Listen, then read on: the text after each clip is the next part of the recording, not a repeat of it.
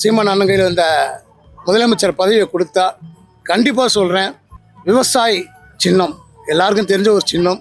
ஏன்னா மக்கள் வந்து இது பாருங்கள், அந்த ஒரு விரல் உங்கள் கையில் தான் இருக்குது. நீங்கள் மற்ற கட்சியை பற்றியோ மற்றவங்கள பற்றி தவறு சொல்கிறதுக்கு முன்ன நீங்கள் சிந்திங்க. உங்கள் விரலால் தான் யாருன்னு தீர்மானிக்கப்படுகிறது. நீங்கள் புரியுதுங்களா? அதை ஒரு விஷயத்தை புரிஞ்சு உங்கள் எல்லாருமே குற்றம் சொல்லாதீங்க. ஒரு இடத்துக்கு போனால் லஞ்சம் வருது வாங்குறதுனா யார் காரணம்? நீ பண்ணுற ஒரு விஷயத்தால் தான் வர்றது ப்ராப்ளம். தண்ணி சரியாக வரலன்னா என்ன காரணம்? நீங்கள் தேர்ந்தெடுக்க போகும்போது ஒழுங்காக கரெக்டான ஆளை கரெக்டான இடத்துல உட்கார வச்சிங்கன்னா உங்களுக்கு எல்லாம் நல்லது நடக்கும். வருங்காலம் 2026 இது உங்கள் விரலில் தான் இருக்குது. உங்களோட பேர பிள்ளைகள், உங்களோட பிள்ளைகள், அவங்களுக்கெல்லாம் நல்லது நடக்கணும்னு வச்சிங்கன்னா இயற்கை நல்லா தான் இருந்தால் தான் நல்லதுன்னு சொல்லி அவர் சொல்கிறாரு. எல்லாரும் உட்காந்து என்னன்னே புரியல உங்களுக்கு. மலையை உடச்சி கல் எடுத்துன்னு போனால் அதால் என்ன பாதிப்புன்றதை சொல்கிறாரு. மரங்கள் அழிஞ்சால் என்னன்னு தெரியும். படிக்கிற காலத்தில் பார்த்துன்னு வரோம். யாரும் அதை சிந்திக்கிறதே கிடையாது.